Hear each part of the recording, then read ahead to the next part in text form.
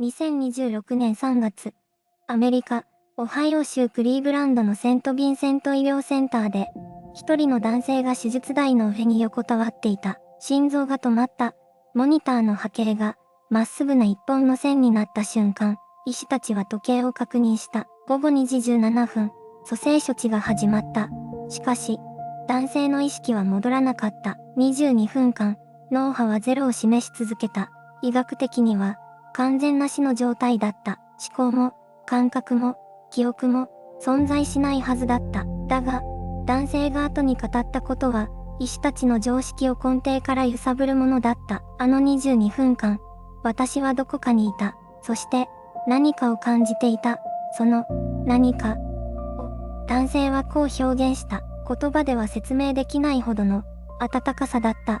これは、特別なケースではない。世界中の臨死体験研究者たちが、20年という歳月をかけて1000人の証言を集めた。生死の境をさまよい、そして生還した1000人の人々。彼らは国籍も、年齢も、信仰も、全く異なっていた。それにもかかわらず、その全員が、ほぼ同じ一つのことを口にしたのだ。脳が機能を停止した状態で、なぜ人は感情を感じることができるのか。なぜ、その記憶が鮮明に残るのか。神経科学の常識では、説明がつかない。そして、もう一つの謎がある。死の淵から戻った人々の多くは、その後の人生が根本的に変わったと証言している。価値観が変わり、人との関わり方が変わり、人生に対する恐れが消えたという。一体、彼らは死の中で何を見たのか、何を感じたのか、そして、その体験はなぜ、人を変えてしまうのか。この答えを追うために、まず知らなければならないことがある。彼らが死を迎えるその前の話だ。彼の名は、田中誠一。当時、43歳だった。東京の中堅企業で営業部長を務める。どこにでもいる男だった。毎朝7時に家を出て、終電で帰る。休日も仕事のメールを確認する。そんな生活を、もう15年以上続けていた。妻と、小学生の娘がいた。家族との時間は少なかった。いつか取り戻せばいい、と思っていた。仕事が落ち着いたら、という言葉を何度も口にした。しかし、その、いつか、は、なかなか来なかった。2026年の2月、冷え込みが厳しい朝のことだった。いつものように会議室で打ち合わせをしていた彼は、突然、胸に激しい痛みを感じた。立ち上がろうとした瞬間、意識が遠のいた。同僚たちの声が、水の中で聞こえるように、ゆっくりと遠ざかっていった。そして、倒れた。救急車が到着したのは、8分後だった。心拍は停止していた。病院に運ばれた後も、心臓は動かなかった。医師たちは懸命に蘇生を試みた。1分が過ぎ、5分が過ぎ、10分が過ぎた。それでも、心臓は沈黙していた。脳波計のモニターは、完全にフラットだった。医学的には、彼はすでに死んでいた。22分間、その時間、彼の脳は何の信号も発していなかった。意識など存在するはずがなかった。記憶が形成される余地などどこにもなかった。しかし、彼が目を覚ました後に語ったことは医師たちを困惑させた。彼は言った。あの時間の中で自分は何かを感じていた。と、それは恐怖ではなかった。痛みでもなかった。暗闇でも孤独でもなかった。言葉にするのが難しい、と彼は言った。しかし、確かに感じた。それだけは、絶対に確かだった。と、この証言は、決して珍しいものではない。世界中で、同じような体験が報告されている。心停止から蘇生した人々が、口を揃えて語る。ある共通の感覚、死の中で感じた、言葉を超えた何か。では、脳の活動が完全に止まった状態で、人は本当に何かを感じることができるのか。その問いへの答えを探るために、今、意識はゆっくりと、あの22分間の内側へと向かっていく。その瞬間、彼女の意識は、自分の体を離れた。痛みが、消えた。音が、遠ざかった。そして気づけば、彼女は天井の近くに、浮いていた。医師たちが動いている。看護師が叫んでいる。自分の体が、ベッドの上に横たわっている。それを、上から、静かに、見ていた。これは、一人の女性の証言ではない。世界中で同じ体験が報告されている。心停止から蘇生した人々の中に、体の外へと意識が出たと語る人が確かに存在する。研究者たちは、これを体外離脱体験と呼ぶ。ある男性は言った。自分の胸を押す医師の手の動きが見えた。と、別の女性は言った。廊下の奥にいた家族の会話が聞こえた。と、医療スタッフには見えなかった光景、届かなかったはずの声。それが、なぜか、わかった。脳波はゼロだった。意識は科学的に存在しないはずだった。それでも何かが感じていた。オランダの心臓専門医、ティム・ファン・ロンメルは、この問いに20年を費やした。心停止患者344人を追跡調査した結果、そのうち約18%が明確な臨死体験を報告した。脳が機能していない間の鮮明な記憶。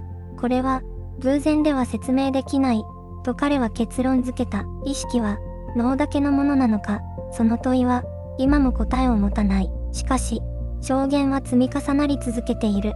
体を離れた意識が最初に向かう場所がある。多くの人が同じように語る。ある感覚の入り口。それは暗闇ではなかった。重さでもなかった。むしろ、どこまでも続く静けさの中に、一筋の光があった。次の瞬間、意識はその光へと引き寄せられていく。暗闇の中に、一筋の光があった。それは、遠くにあるようで、すぐそこにあるようでもあった。多くの人が、この瞬間を同じように語る。恐怖はなかった。と、むしろ、これまでの人生で感じたことのないような、深い安らぎがあった。と、トンネルの感覚を報告する人は、全体の6割を超える。長い、暗い通路のようなものの中を、意識だけが、ゆっくりと進んでいく。しかし不思議なことに、その暗さは怖くない。圧迫感もない。むしろ、柔らかく包まれているような、暖かさがある。そしてトンネルの先に、光がある。その光を、人々はこう表現する。眩しいのに、目が痛くない。白いのに、冷たくない。あらゆる光の中で、最も暖かく、最も優しい光だった。と、ある女性は、こう語った。その光に近づいた瞬間、すべてが分かった気がした。言葉にできないけれど、すべての問いに、答えが与えられたような感覚だった。と、しかし、証言はここで終わらない。光の中で、人々は誰かに先に言った。祖父だった。幼い頃に別れた。母だった。生まれてすぐに亡くした。子供だった。顔も知らなかったはずなのに、会った瞬間に分かった。この人だ。と、ある男性は、20年前に他界した父親と再会したという。父は何も言わなかった。ただ、そこに立って、微笑んでいた。その笑顔を見た瞬間、男性は生まれて初めて、完全に許された気がした。と語った。神経科学の立場から見ると、これは説明が難しい。脳波がゼロの状態で、複雑な感情体験が生まれるはずがない。記憶が形成されるはずがない。しかし、証言は存在する。細部まで、鮮明に、これを幻覚と切り捨てることは、簡単だ。しかし、1000人が同じ構造の体験を持つとき、それを単なる偶然と呼ぶことが、本当に正しいのだろうか。再会した人々は、皆、同じことを言う。言葉ではなく、感覚で通じ合った。そこには言語がいらなかった。ただ、愛だけがあった。と、しかし、その場所には、境界があった。すべての人が、ある一点で、止まった。そこから先へは、進めなかった。何かが、引き止めた。あるいは、何かが、戻るよう促した。その境界の手前で、人々は選択に直面する。境界があった。すべての人が、ある一点で、足を止めた。そこから先は、違う世界だった。戻れない場所だった。光の向こう側に、何かが広がっていた。しかしそこへ踏み込もうとした瞬間、何かが静かに、しかし確実に、引き止めた。ある男性は言った。壁ではなかった。と、扉でもなかった。と、それは、感覚だった。これ以上進んではいけない。という、言葉にならない確信だった。ある女性は言った。光の縁に立った時、自分の人生が、走馬灯のように見えた。と、しかしそれは、恐ろしいものではなかった。むしろ、穏やかだった。すべてが意味を持っていた。失敗も、後悔も、傷も、すべてが愛の一部だった。と、その境界の手前で、人々は気づく。自分には、まだやることがある。と、誰かが、待っている。と、あるいは、まだ伝えていない言葉がある。と、その感覚は、強制ではなかった。命令でもなかった。ただ、静かな問いかけだった。あなたは、戻りますかと、20年間で1000人の証言を収集した研究者たちは、ある共通点に気づいた。教会を経験した人のほぼ全てが、戻る理由として、人を挙げた。場所でも、物でも、地位でも、お金でもなかった。人だった。誰かのために、戻った。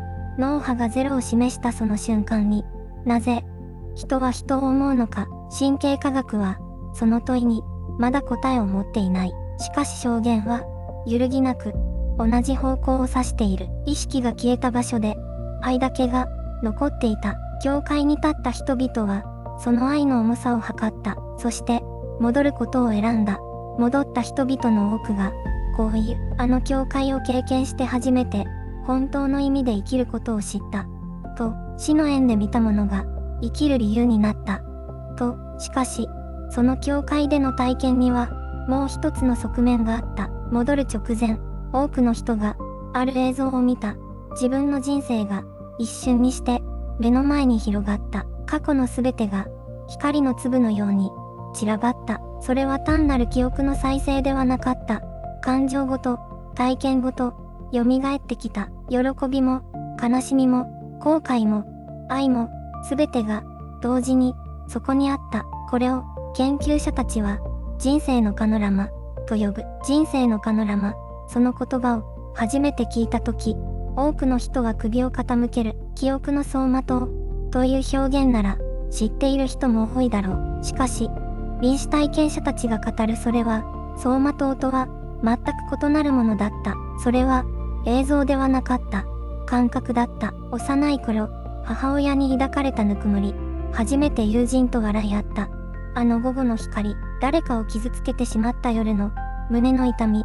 愛する人の手を、握った瞬間の柔らかさ。それらが、すべて同時に、波のように押し寄せてくる。時間の順番など、なかった。過去も未来も、そこでは溶け合っていた。ある女性は、こう語った。私は、自分の人生のすべてを、一度に生きた。それは苦しくなかった。むしろ、すべてに意味があったと、分かった瞬間だった。研究者たちが記録した1000人の証言の中で、この、人生のパノラマ、体験は、非常に高い頻度で報告されている。そして、その体験に共通していたのは、単なる記憶の再生ではなく、感情の相対的な再体験だったということだ。喜びだけではない。後悔も、そこにあった。しかし、不思議なことに、後悔でさえ、責めるものではなかった。それは、学びとして、そこに存在していた。神経科学の観点から見れば、これは極めて奇妙な現象だ。脳波が完全に停止した状態で、なぜこれほど鮮明な感情的記憶が生まれるのか。通常、記憶とは神経細胞の活動によって形成される。しかし、その活動が止まった時、記憶は消えるのではなく、むしろ、より鮮明になったと多くの人が言う。科学は、まだこの問いに答えを持っていない。しかし、一つだけ確かなことがある。パノラマを体験した人たちは、戻ってきた時、自分の人生を見る目が根本から変わっていた。小さな出来事に意味を見出すようになった。他者への眼差しが柔らかくなった。急がなくなった。比べなくなった。生きることの重さが変わったのだ。軽くなったのではない。深くなったのだ。自分の命がどれほどの物語を内包しているか、その事実を教会の向こうで初めて本当の意味で知った。そして彼らは、戻ってきた、すべてを見た目で、この世界へ、もう一度、足を踏み入れた。次に問うべきは、その、期間、そのものだ。なぜ、戻ることができたのか、戻ることを、選んだのか、それとも、戻るように、導かれたのか、戻ってきた。その一言が、どれほどの重さを持つか、医療の現場で、その瞬間を目撃した者だけが知っている。心肺停止から22分、脳波はゼロを示し続けた。モニターは沈黙し、医療チームの動きだけが空気を切り裂いていた。そして、心臓が動いた。最初はかすかな震えだった。電気信号のような、か細い波紋。それが1度、2度、3度と繰り返されるうちに、リズムになった。命のリズムになった。IMG、蘇生の瞬間、医療チームが患者を囲む緊張した病院の場面、医師たちは声を上げなかった。ただ、互いの顔を見た、その目の中に、言葉よりも深いものが宿っていた。驚愕ではない、畏怖だった。自分たちが扱っているのは、単なる肉体ではないと、その瞬間に悟った者もいたという。蘇生した患者は、しばらく目を開けなかった。意識が戻るまでの時間は、人によって異なる。数秒のものもいれば、数時間かかる者もいた。しかし不思議なことに、目覚めた後の表情には、ある共通点があった。穏やかさだ。恐怖ではなく、混乱でもなく、静かな、深い、穏やかさ。それが、帰還した者たちの最初の顔だった。IMG、病院のベッドで目を覚ました患者が静かに天井を見つめている場面。ある救急医はこう語っている。20年以上の経験の中で、瀕死状態から戻った患者の目は、他の患者とは明らかに違うと、何かを見てきた目だと、どこか遠いところから戻ってきた目だと、帰還はゴールではなかった。それは新たな出発点だった。脳波がゼロになった時間の中で感じたものを、この世界に持ち帰った者たちは、以前とは異なる目で日常を見始めた。空の青さが違って見えた。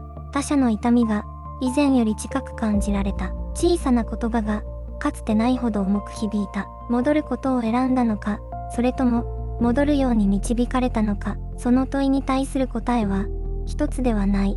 だが、帰還した全員に共通していたのは、この世界に戻る理由が与えられていたということだった。そして彼らの人生は、帰還した瞬間から根本的に変わり始めた。何が変わったのか、どのように変わったのか。次に明かされるのは、教会の向こうを見た者たちが、この世界で選んだ新しい生き方の物語だ。教会の向こうを見た者たちは、この世界に戻ってきた。だが、戻ってきた彼らは、もはや以前の自分ではなかった。臨死体験の研究者たちが記録した証言の中で、最も印象的だったのは、体験の内容そのものではなく、その後の変化だった。帰還した人々の人生は、ほとんど例外なく、根本から変わっていた。かつてキャリアだけを追い求めていた男性は、翌日から職場を辞め、ボランティア活動を始めた。地位も収入も手放した。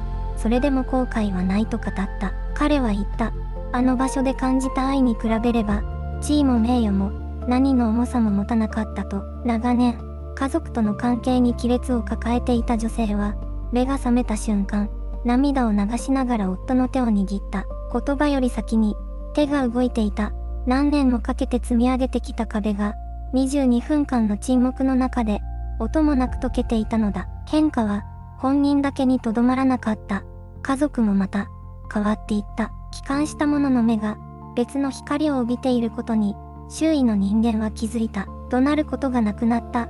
小さなことで苛立たなくなった。誰かが苦しんでいるとき、以前よりもずっと深く、寄り添うようになった。研究者たちはこの変化を、単なる心理的影響として片付けなかった。1000人の証言を分析した結果、共通して見られたのは、恐怖の消失と他者への関心の進化だった。死を目前にした者が死そのものへの恐れを失い、代わりに生きることへの意味を強く持つようになる。この逆説的な転換は偶然ではないと彼らは主張した。そしてもう一つの変化があった。多くの機関車が説明のつかない直感や他者の感情を感じ取る力が増したと証言した。科学的な検証は難しい。だが、複数の独立した証言が同じ方向を指し示していた。なぜ、これほど根本的な変化が起きるのか。脳波がゼロになった状態で体験された何かが、人の確信を書き換えてしまうとしたら、それは一体何なのか。感情か、記憶か、それとも脳とは別の何かがそこで働いていたのか。次に問われるのは、科学と霊性がこの現象の前でどう向き合うかという最も深い問いだ。科学と霊性、この二つは長い間対立するものとして語られてきた。だが、臨死体験という現象の前では、その境界線が奇妙に揺らぎ始める。神経科学者たちは言う。脳波がゼロになった状態では、いかなる意識活動も起こり得ない。と、記憶の形成も、感情の知覚も、すべて脳の電気的活動に依存している。だから、その活動が停止した瞬間に体験されたとされるものは、科学的には説明がつかない。しかし、証言は存在する。しかも、1000人が、しかも、同じ方向を向いて、これをどう解釈するか、研究者たちの間でも、見解は分かれている。ある者は言う。それは蘇生直前、脳が急激に活性化する瞬間に生じた幻覚ではないか。と、意識が消える寸前、神経細胞が最後の放電を起こし、凝縮された夢のような体験を生み出す。それが、臨死体験の正体だという仮説だ。だが、この説にも反論がある。脳波がゼロになってから、長い時間が経過した後に蘇生した人々が、詳細な体験を報告しているからだ。蘇生直前の放電では、説明しきれない事例が複数記録されている。オランダの心臓専門医、キム・ファン・ロンメルは、2001年に医学誌ランセットに論文を発表した。心停止患者344人を対象にした研究で、そのうちの約 18% が、臨死体験を報告した。脳波が完全に停止していた時間帯に対応する体験が含まれていた。彼はこの結果をもとに、意識は脳の産物ではなく、脳とは独立して存在し得るという仮説を提唱した。これは、科学の枠組みを大きく揺さぶる主張だ。だが、彼は宗教家ではない、医師であり、研究者だ。データに基づいて、この問いを立てている。霊性の側からは、また別の声がある。古来より、多くの文化圏に、死後の意識の継続を示す概念が存在してきた。仏教の中、キリスト教の魂、ヒンドゥー教のアートマン、1000人の証言が語る、無条件の愛、という感覚は、これらの伝統が長年語ってきたものと、驚くほど重なる。科学は、測定できるものを扱う。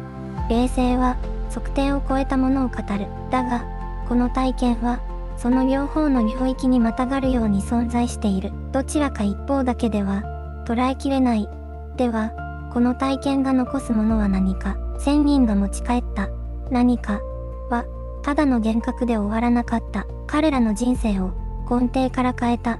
その変化の中に、次の問いが潜んでいる。体験そのものが伝えようとしていたメッセージとは何だったのか。1000人が口を揃えていった。死の中で感じたのは、ただ一つ、無条件の愛だった。と、脳波がゼロになった状態で、意識が消えたはずの瞬間に、それでも彼らは、何かを感じていた。科学はまだ、その答えを持っていない。だが、体験した者たちは知っている。言葉にならないほどの確かさで、知っている。そして彼らが戻ってきた後、何かが変わった。恐怖が消えた。比べることをやめた。小さな日常の中に、深い意味を見出すようになった。それはなぜか、死の淵で受け取ったメッセージが、生き方そのものを書き換えたからだ。人は普段、愛を条件で測る。役に立てば愛される。期待に応えれば、認められる。そういう前提の中で、静かに疲れていく。だが、彼らが体験した愛は違った。何も持っていなくても、与えられた。何も成し遂げなくても、包まれた。ただ、存在しているだけで、十分だった。その感覚が、機関部の彼らを変えた。失うことへの恐れが、薄れていった。他者を傷つけることへの感度が、鋭くなった。今、この瞬間を生きることの重さを、骨で感じるようになった。死を経験した者たちが語る言葉は、どこか静かだ。叫ばない。主張しない。ただ、穏やかに、伝えようとする。あなたは、すでに愛されている。と、この問いを、あなた自身に向けてほしい。もし今夜、すべてが終わるとしたら、何を後悔するだろうか。誰に、何を、伝えそびれているだろうか。1000人の体験が示すのは、死の恐ろしさではない。生の、深さだ。測定できない何かが、確かにある。そしてそれは、あなたの日常の中にも、静かに息づいている。